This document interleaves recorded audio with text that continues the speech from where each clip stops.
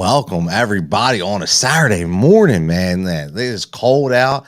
Listen, the temperatures have been dropping, and I'm in PA.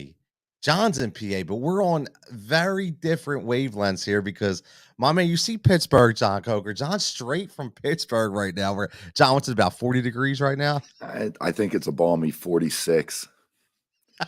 Balmy 46. As I was saying, and I'm freezing too. I think it's like probably in the 50s here, but unfortunately, I can't wear pants right now, so I'm stuck in shorts because of this damn boot. So hopefully it doesn't get too cold, or my knees are gonna get cold. But obviously, this is a fancy Firebox. Tony Jigsaw, Cutillo, Pittsburgh, John Coker, triple threat action. You see what we starting every week. Been really fun. We'll review what we did last week. We had some hits, we had some losses. The way it works, it's just fun. It's all about trying to get you the best ROI for your team, and then you can just build around it. Obviously, follow Win Daily Sports at Win Daily Sports at Heat Ratio Sports on all social formats. And again, today from 5 to 8, make sure you're checking out Sirius XM channel 87, where the Win Daily Show will be live, talking all kinds of props and DFS magic. Now, John, last week, and we're going to pull it right up. So last week, what we do is we go, I'm on the left, John's on the right.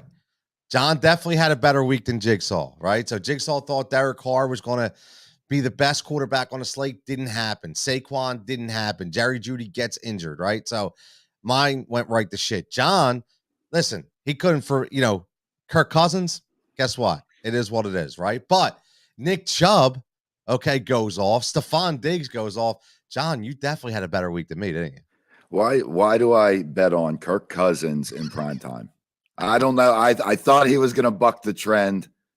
Not so much. Yeah, you know what? It's funny because I honestly said the same thing. So when I'm doing the showdowns for Win Daily, I was like, I'm doing the same kind of triple threat, and I have to pick a quarterback for each. It's either Jalen Hurts or Kirk Cousins. And just by the money, I was like, look, for 9,800, Kirk Cousins, I'm going to take Kirk as the quarterback because I think, all right, I don't think they're going to win, but 230 yards, a couple TDs. All right, Kirk, dude, he couldn't do anything. I mean, he looked like a complete stiff in a pocket. No matter what he did, it didn't matter. So, yeah, I'm far away from Kirk. He is Charmin at its best. Okay, people, Charmin at its best. So He's let's going to get bounce right into back. what's that? He's going to bounce back this week. Watch. You know what? I think he's going to bounce back in a big way.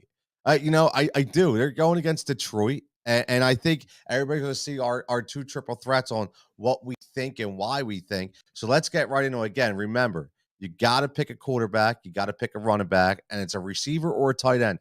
These are based on DFS values, who you think, based on their number, is going to give you the best overall profit this week. So me and John right here, right off the bat, this is where we're going. So John is on the left this time. Okay, so John is going Derek Carr, Alvin Cook, AJ Brown. John, let me know what sticks out to you with Derek Carr.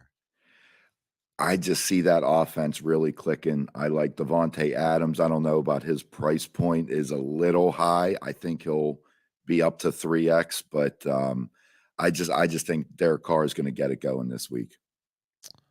So I like Derek Carr. He's getting on that dead to me list because I heard all off season about how Derek Carr is just going to light the world on fire. He's going to lead the league in yards. He's going to be the next coming. Stop it. It's still Derek freaking Carr. Okay. He didn't all of a sudden revert into Tom Brady. So let's relax. Let me ask you about AJ Brown. Now, are you concerned at any of this being that gritty NFC East battle in Washington? You know how this happens with Philly and Washington. It seems to sometimes, it doesn't, I would say, underwhelm sometimes, but are you afraid that maybe, he gets covered up and, it doesn't go to him, or you think he's the target monster of that team? I think he's the target monster. Yeah, I do too. You look at what happened week one to me was natural. And then it came out, Devontae Smith, he needs to get balls too, which I'm not saying that it was forced, but there was that a little bit of extra focus to make sure we feed, Smith the ball. I see AJ Brown coming back this week. I mean, the guy's going to get open. He's a physical specimen. I just see him having a big game. Yeah, I do. I listen. Best thing that the Eagles could have ever done was to take, AJ Brown away from the Tennessee Titans. So, and I think we're both on the same page with Dalvin Cook. Again, Dalvin Cook has been held down for too damn long. Okay, and I think they're finally going to realize. Look, the only way, and not to mention, we get up against a 32nd team. He's going up against a 32nd ranked offense when it comes against the run. Okay, so that's not going to hurt. Kevin O'Connell's a young coach, and we already knew he was to come in and throw the ball a lot. And again, Dalvin Cook has 11 targets in 2 weeks, so he's definitely getting the ball. But they're really not running like they did in week one. They got away from it. Week one, at least he had 20 attempts for 90 yards, decent 4.5 yards per carry, but he wasn't involved as much as we would have liked. It was a Justin Jefferson game. I think this is the complete 180. I think that Kevin O'Connell says, look, we need to get this game plan established quicker, and we're just going to go feed Dalvin Cook. So I'm on the Dalvin Cook train for as well. And again, 7,900. So he's going to save you $1,100 off that number one guy in Jonathan Taylor, and $900 off Christian McCaffrey. So listen, if you want to pay up, but we're trying to give you the best for the ROI. So I definitely like Dalvin Cook. I like Joe Burrow in my triple threat because Joe Burrow's not going to be held down for long. I know that offensive line out there is trash. It won't be trash all year. It will get fixed somehow, some way. And they're going against the Jets, who, listen, the Jets are playing hard. That still doesn't mean they can stop anybody on defense. Okay. So that doesn't mean that. Okay. They won because Joe Flacco turned into Superman all of a sudden. I don't know, but I like Joe Burrow to come back in a bounce back game. Every week he gets healthier. I think this is going to be a big game for Joe B. And listen, Tyreek Hill, AFC showdown, Buffalo without their two starting safeties. I think this is going to be a punch in the mouth, haymaker, back and forth kind of matchup. I really like Miami's offense in this game, and I'm going to go Tyreek Hill. I'm going to ride the train. So it's going to be interesting, John. What do you think about that Miami Buffalo game? You expecting a lot of fireworks? No, see, I'm scared of the Miami offense. Oh, see, this is why I like this. Tua's been, 6 touchdowns. I mean, come on, Yeah. we know that's an anomaly, Yeah. but he's looked better. I've never really been a Tua guy. I feel like he would too often just look at half the field, not really make all the reads.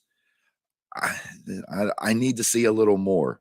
It's going to be a tough matchup against the Bills defense. Von Miller looks like whatever team he goes to, he just wants to sack people till he gets to the Super Bowl. I can believe in that offense, but I want to wait another week or two. Not to say that I didn't try to get Tua as a pickup in a lot of my season leagues. I'll do it, but this week this doesn't feel like the week I'm comfortable starting him. As for Burrow, I did like that price point, and I agree with you that the offensive line will get better. I don't know that happens this week. I know it's the Jets. Not that the way that they've played has overly impressed me.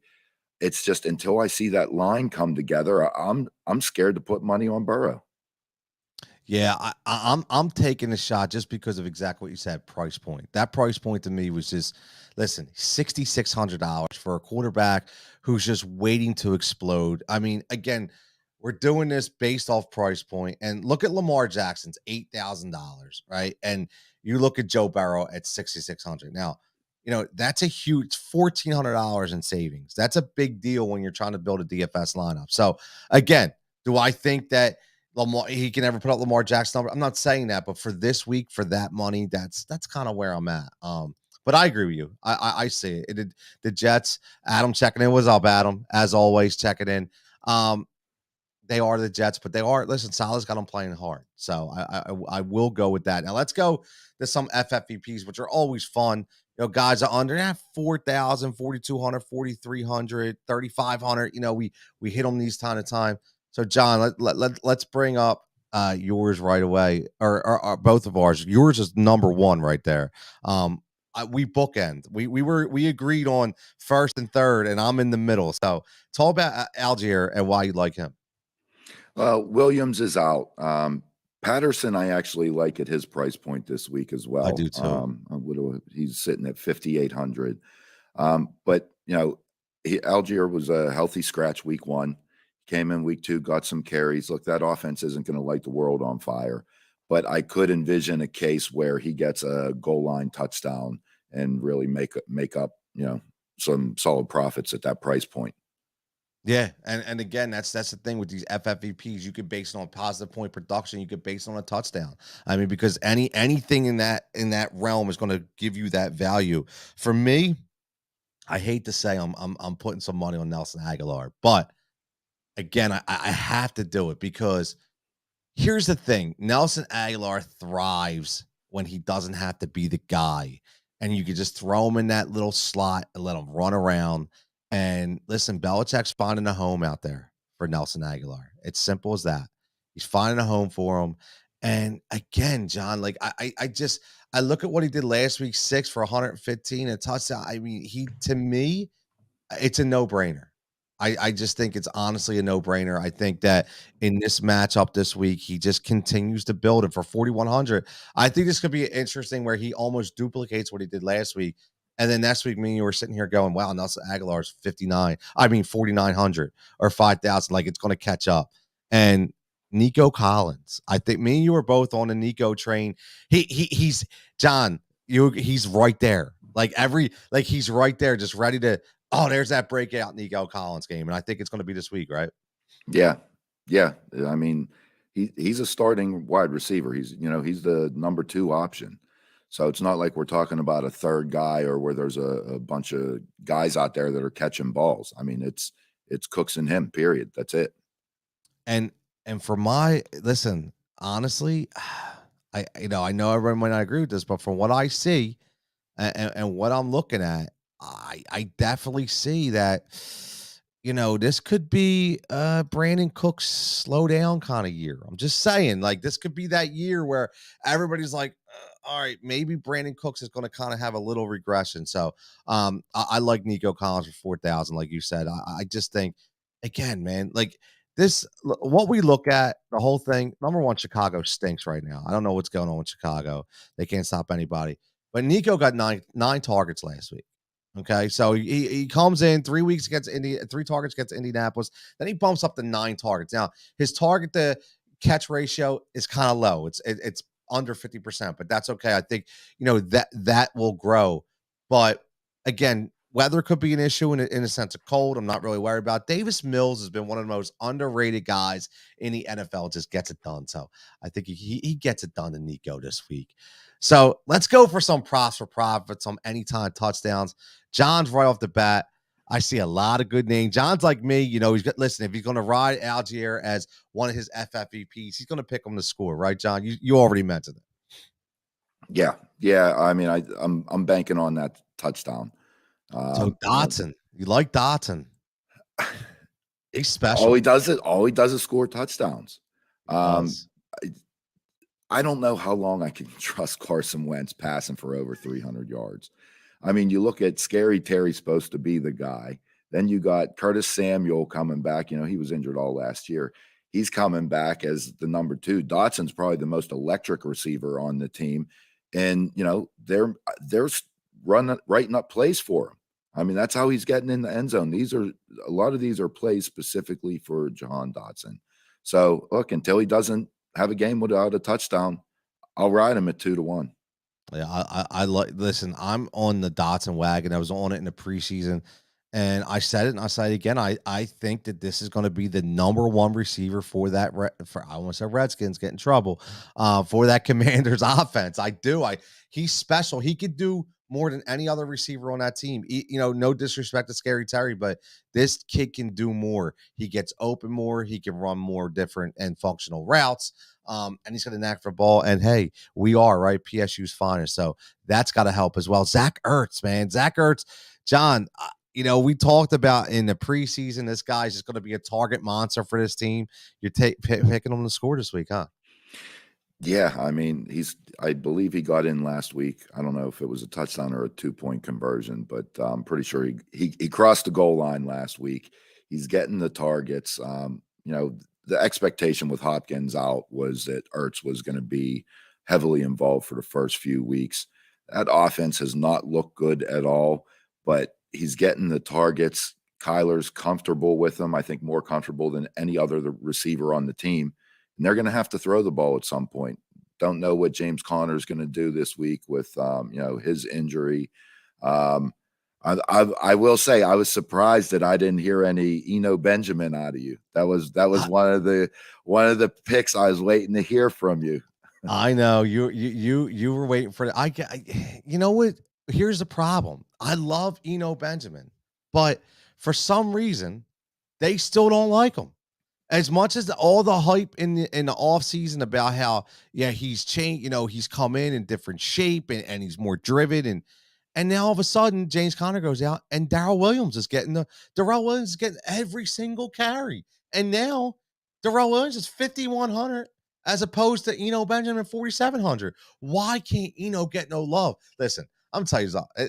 Cliff Kingsbury is gone. He's fired after this year. This dude stinks. Okay, he has no idea what he's doing out there. I watched that game with Vegas, and they were listen. A cluster, you know what? I won't say because of FCC rules, even though it's on YouTube. But he is completely he's scattered. He couldn't get the plays in on time. They were calling timeouts in the overtime and delayed games. Like this dude's a mess. He's an absolute mess. And to get back to Zach Ertz, 11 friggin' targets last week. Okay. What you people not listening to? And I got to listen, I'll give my man Jason some props. I don't always do it because I always bust his balls. But Jason all season was telling everybody, Zach Ertz. Don't draft one of those top tier tight ends. Zach Ertz. And he was right. I mean, the guy just, listen, his average per catch stinks because he usually falls down or barely runs after the catch, but he gets the balls, man. So it is what it is. So a lot of good plus tutties right there. And Jigsaw's got to get a little crazy here. Okay. And it's only the first one. Now, right now, Cedric Wilson is questionable. Okay. So I don't know if he's going to play, but I'm going to throw you one out there. And I'm not typing it, but I just have this feeling, looking at this Jigsaw crystal ball, right? That, without these two high safeties from Buffalo, even though they have a fantastic defense, somebody weird is going to get a long touchdown. I don't know. They're going to focus on Tyreek a lot. They're going to focus on Waddle. Gesicki's going to be held in the block. They got Mostert running the ball now. It seems like Edmonds is being phased out a little bit. So same thing would happen in Arizona. So I think Cedric Wilson can get past that double coverage, and get past that second tier. And if it's not him, it's going to be Freddie Swain. There you go, John. Like the Freddie Swain? Yeah, you knew I was going somewhere deep. John knows where I go. And somebody from Miami that's not Waddle and not Hill is going to score a touchdown. So why not get some plus money on that? So I'm going to go Cedric Wilson right now, plus 500, but swing that to Freddie Swain if Wilson doesn't play. I'm going to ride the FFAP just like John did with Aguilar. I'm going to go Aguilar. I think he scores again this week. Again, the Ravens are hurting in the secondary right now. Okay. They have some big injuries, some issues. This is at New England. Bill Belichick always goes after. He prides himself on stopping that best player. We know that, John. Can he stop Lamar Jackson? I don't know. Can he contain him? Probably a little bit I see in this game. So I definitely 100% like Aguilar on the other side. Mac Jones is forming a nice rapport with him. And then Tyler Boyd just seems to be the guy who gets in the end zone for Cincinnati when you least expect it. So I'm going to ride Tyler Boyd this week again because his price point, number one, is under T. Higgins at 5,200. I think from a DFS standpoint, I think he can get a nice amount of targets like week one when he got 7, last week only 2. But I think it's going to be a week 1 kind of game. I think this is going to be the Tyler Boyd touchdown game. So again, Joe Burrow, back to being Joe Burrow this week. I'm not concerned about the Jets. I know John has his hesitations. I'm not. I'm going in full arsenal attack, full aerial attack. Tyler Boyd will get in a touchdown. John, any final values we got here? Anybody else you're looking at that maybe take a shot on? Throw it out there now. We got. I mean, the most interesting piece, I think, for values, I want that Tampa Bay Green Bay game. So Evans is out, Godwin's out. So naturally, Julio's a game time decision. Yeah, and it's a need too, so Right. you don't know. So you're thinking Russell Gage, but Russell Gage hasn't showed up. Rashad Perriman, every time he gets a start, for whatever reason, puts up the stats. And recall, it was probably about 2 years ago. He had a bunch of touchdowns, and he had a really good season, looking like he was going to get a payday, or at least went through a nice stretch where he was very fantasy relevant. But it's going to be interesting what the receivers do on Tampa Bay side. Perriman at 3,900, Gage at 4,700, which isn't even bad, and Julio at 56. On the flip side, Romeo Doubs is getting some media attention, and they look like they want to feed him the ball. I don't know. I think Sammy Watkins might be out. I don't know if I do recall. Yeah, that. he as of now he is officially out. Right, and Cobb may be questionable. I think Lazard should be good to go. But look, if they're talking about giving him the ball, he was the preseason darling, getting a lot of attention. Rodgers liked him in the preseason, well, at least in training camp. Preseason Rodgers ain't playing in the games, but at 3,800, Romeo Doubs, that might be the one. I went with Christian Watson. Somebody got to step up for the Packers offense on the receiving end, and it can't just be the two running backs.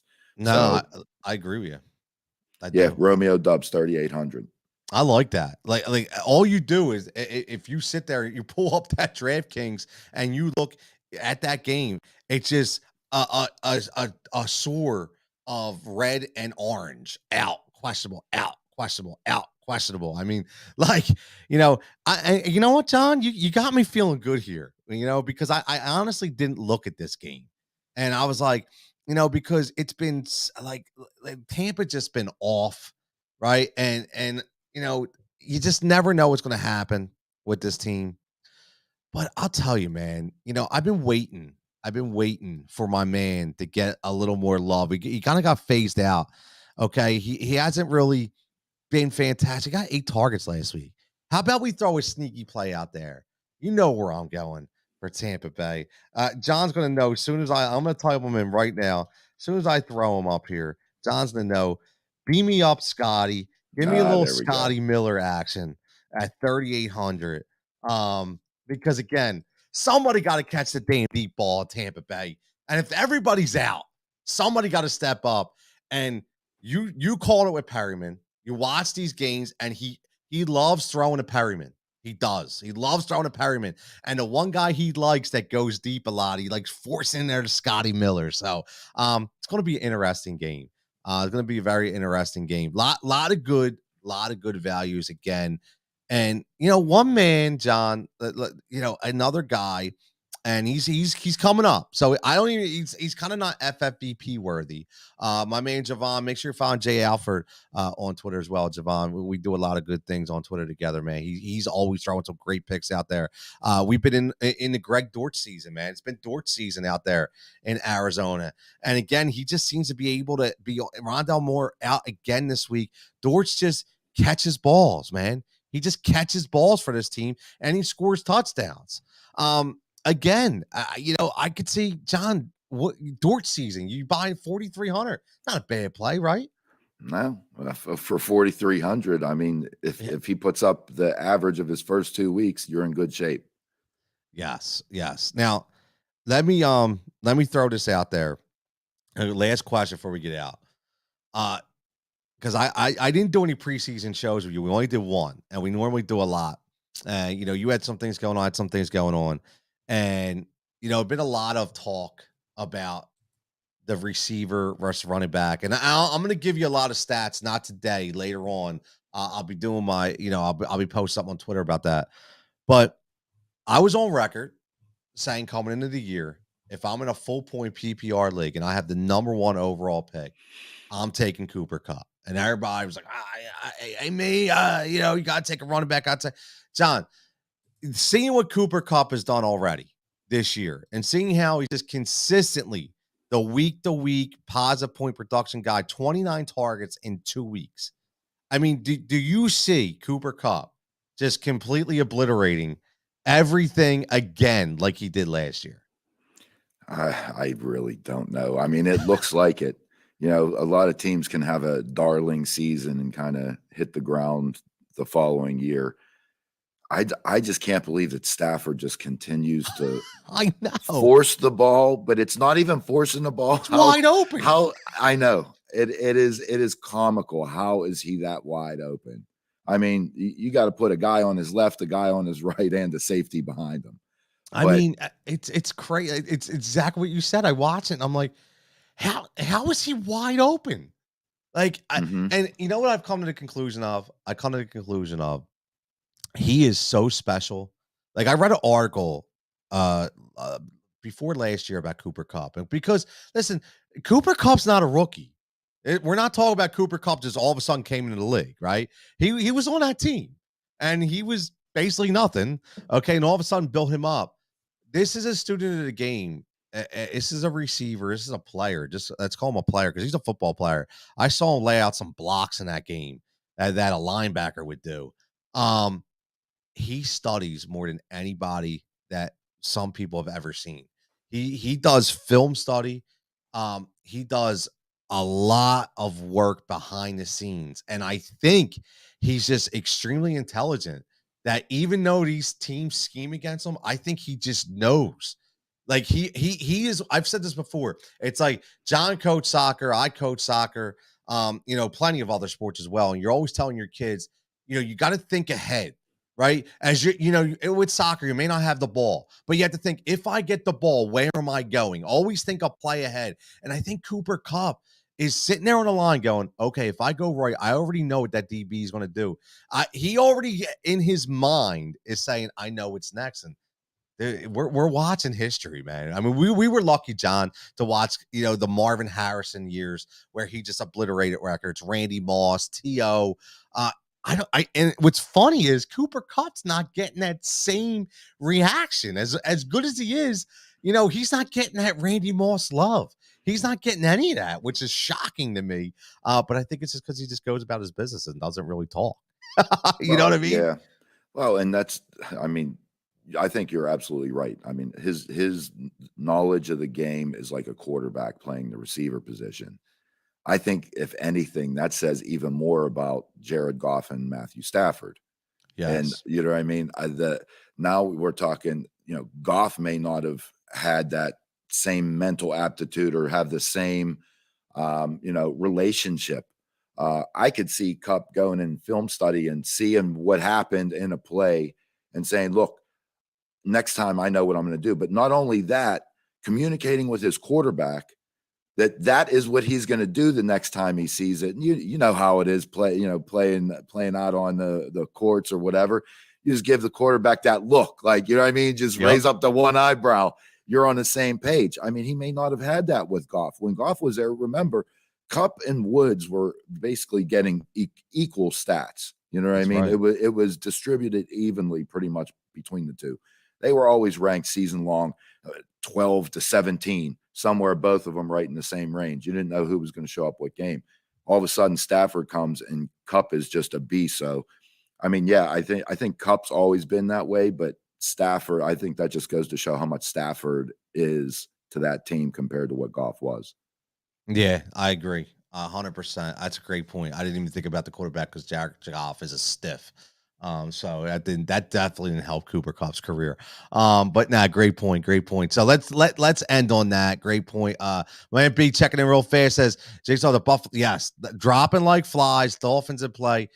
You know, B, I got a little crazy. Okay, I got Tyreek Hill as my triple threat wide receiver. I think he's going to go off again, and I got Listen, I'm telling you right now, Cedric Wilson Jr. or Freddie Swain, one of those two cats is going to score a big plus money touchdown in that game. So I definitely like the Dolphins in that game for real. So everybody, make sure you're following Win Daily Sports. Make sure you're following the YouTube page as well. Subscribing. It's where we got tremendous content. Make sure you're checking that series later on. If you're seeing us this morning, 5 to 8, be Jason and Sia from 5 to 7. And then we'll have a Jigsaw hour with Jason and Jigsaw myself from 7 to 8, taking calls, going over plays, talking values. And then tomorrow, make sure you're tuning at 11 a.m. For the pre-lock show right here with Ghost and Sticks. You're just killing it every single week. So everybody, man, just enjoy your Saturday. If you're cold, throw a blanket on. Stay safe, stay healthy. And again, we'll catch you back here next time. Oh, wrong one.